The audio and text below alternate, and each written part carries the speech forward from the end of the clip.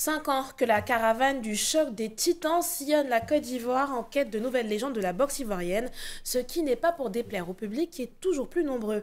Au-delà des rings, le choc des titans se distingue par son engagement social à travers des actions de sensibilisation et de dépistage des maladies dans les communautés locales. Alors, quelles ambitions pour cette compétition devenue une référence?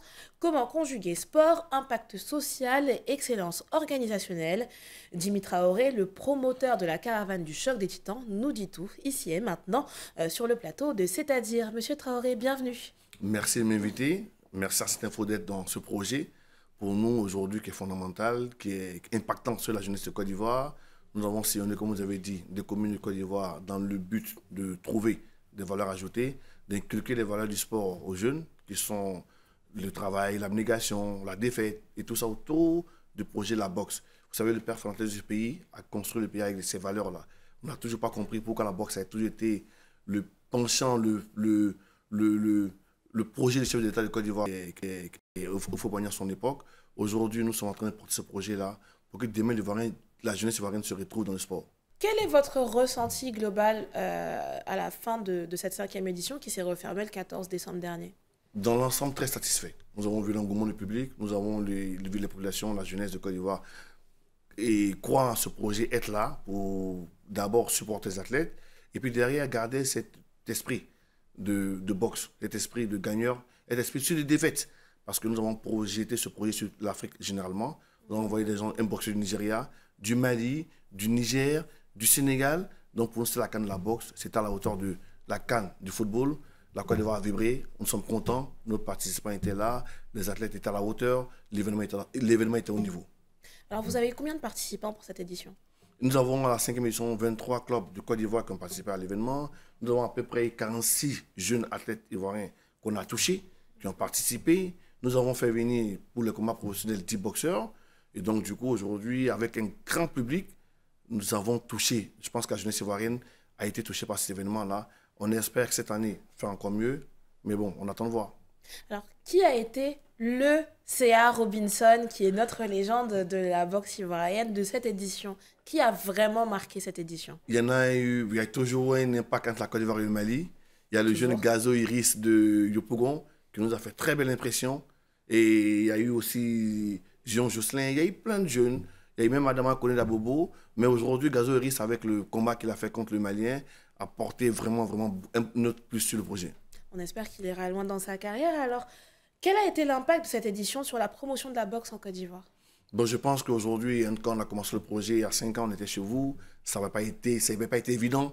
Mais on pense au sorti du soir du 14 décembre, la boxe est revenue. La boxe is back. La Côte d'Ivoire croit aujourd'hui à la boxe. Les partenaires commencent à comprendre que la boxe peut être un pan pour la jeunesse de Côte d'Ivoire. En parlant de partenaires, ça a pu attirer des sponsors locaux et aussi internationaux, cette édition? Oui, nous sommes dans un partenariat aujourd'hui gagnant-gagnant. Toutes les grandes entreprises de Côte d'Ivoire, pour ne pas citer, Côte d'Ivoire avec, Agéroute, Fabrice Koulibaly, Laurent Loukou de la Côte d'Ivoire, la Lunassi avec Karim Ouattara et l'assurance AMSA qui couvre l'événement.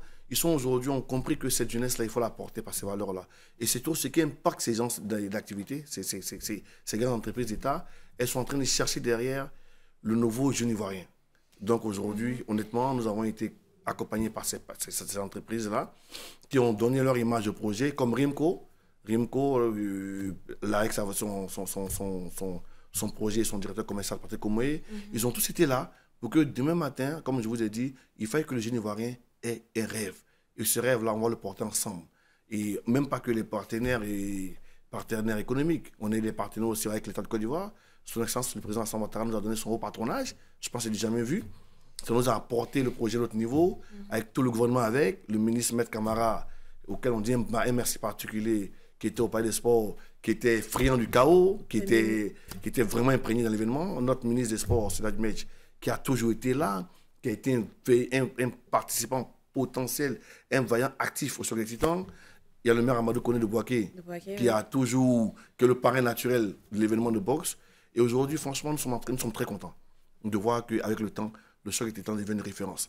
Aujourd'hui, notre seul rêve, c'est qu'il n'appartienne plus à Oga Plan Events, qu'il n'appartienne plus à un promoteur, qu'il appartienne à la Côte d'Ivoire généralement, à son espace culturel.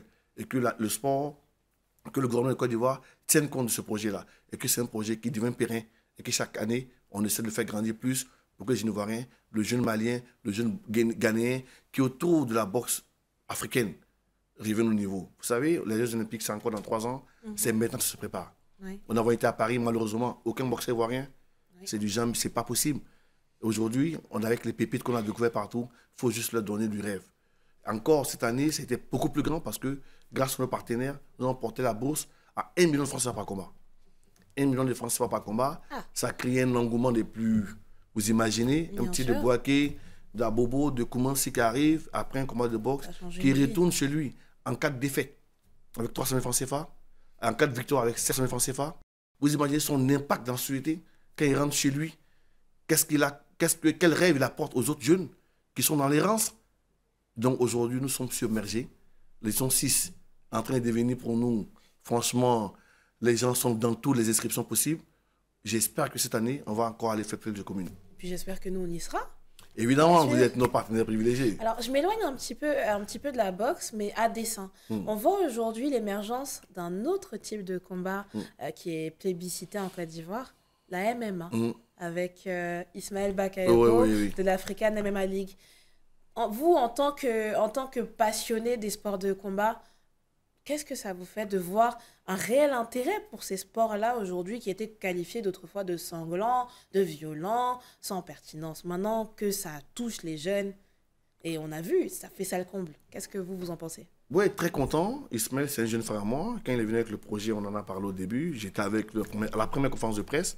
Je suis de très près son activité. Je suis très content aussi. C'est tout ça le rêve du jeune. C'est tout ça. Parce qu'aujourd'hui, ils n'ont pas tous la chance d'être scolarisés. Voilà. Donc, aujourd'hui, avec les sports de combat, au lieu qu'ils aillent donner cette énergie dans la rue, c'est un projet qu'on porte pour pouvoir les encadrer, les suivre. Vous imaginez, avec ce genre de projet, vous avez cette jeunesse-là autour de vous. Et c'est fédérateur. Et on est très contents. J'ai vu Samo qui a gagné encore un Malien. Ils sont très contents. C'est tout ça qui fait la Côte d'Ivoire qui gagne. Et franchement, je prie qu'ils aillent loin. Et les sports de combat, c'est l'époque aujourd'hui. Hein. C'est pas qu'en Côte d'Ivoire. Vous allez aux États-Unis, Francis Ngannou, vous allez aujourd'hui à Paris. À Desagna. Voilà, partout. À Desagna, c'est en train de s'installer. Le Tyson Fury. Voilà, aujourd'hui, les sports de combat reviennent. Il faut que la Côte d'Ivoire prenne sa place. Il faut que l'Afrique soit là. Alors, au cours de la compétition, au cours de la caravane, est-ce que vous avez rencontré des défis logistiques lors des différentes étapes, que ce soit à Koumassi, à Bobo, Yopougon ou Boaké? Non, honnêtement, vous savez, après 4 éditions, ce n'était pas évident. La 5e, on a été suivis. On était à Koumassi, le maire dynamique, M. Bali, il était avec nous, du début à la fin, de l'organisation à la compétition. On a été à Bobo, Maman Kandia Kamara, elle nous a accompagnés. On a été à Boaké, le ministre des Transports, Amadou Koné, le grand frère auquel j'ai fait un coucou particulier, était dans le ring. Parce que vous êtes natif de Boaké. Voilà, chez moi, de Sokora précisément. Le ministre était dans le ring pour parler aux populations. C'est ça l'impact. Et aujourd'hui, il y a une campagne de dépistage gratuite qu'on fait aux populations le matin. On va en parler d'ailleurs. OK. Et derrière, dans le ring, on sensibilise avec le ministère de la Santé les jeunes qui sont autour du ring. Et c'est tout ça, la beauté du sport. Alors, tout à l'heure, vous avez mis un point important. Les jeunes ne sont pas nécessairement scolarisés. Est-ce qu'à terme, le choc des titans ne pourrait pas faire un partenariat avec les autorités relatives à l'éducation pour ne pas proposer une sorte de bourse où, vous savez, un jeune va à l'école et puis s'il a des bonnes notes, il persévère, il participe à la compétition, ce genre de choses? Mais c'est à votre honneur. C'est à tout ça qu'on pense aujourd'hui. Mais le plus dur, d'abord, il fallait se faire connaître. Il fallait qu'on croie en nous. Et aujourd'hui, c'est le cas? Aujourd'hui, honnêtement, en 5 éditions, je pense que Choc des Titans fait partie du cadre, voilà, avec une émission en direct, des événements qui se passent en direct sur la télévision. Donc aujourd'hui, je pense qu'avec ces gens d'idées, nous voulons sauver les jeunes. Nous voulons, par exemple, aujourd'hui, les athlètes, Iris de Yopougon, il a un bac+2. L'autre a un... Voilà, ils ont des petits diplômes. On va les intégrer dans les polices municipales, on va les intégrer dans autre chose. Il faut regarder derrière les entreprises qui nous accompagnent. Il faut regarder comment derrière ces jeunes-là, la scolarité, c'est possible. Derrière l'insertion, surtout, il ne suffit pas de faire des combats et les laisser dans la rue. Il faut leur donner la vision de l'olympisme. Il faut leur donner la vision du championnat mondial. Et derrière, ceux qui ne vont pas avoir ce niveau-là, il faut profiter de nos partenaires pour les trouver des activités. Pour nous, un jeune qui arrive sur les Titans, dans sa commune, il faut qu'il soit impactant. Il faut que de par lui, il y ait des rêves. C'est ça le but du jeu. Quels enseignements vous tirez de cette édition pour améliorer la prochaine qui est déjà dans les bacs, de ce que j'ai compris? Cette année, la particularité de l'édition 6, nous avons de grands rêves pour ce pays-là. C'est un très grand pays. Nous avons un très grand chef d'État. Nous envisageons pourquoi pas un... Vous savez, la boxe, c'est une économie. Nous imaginons aujourd'hui à Abidjan, la vitrine de la boxe africaine, des combats de niveau. Francis Ngannou, c'est un Camerounais. Il est possible de rêver de le voir à Abidjan compétir.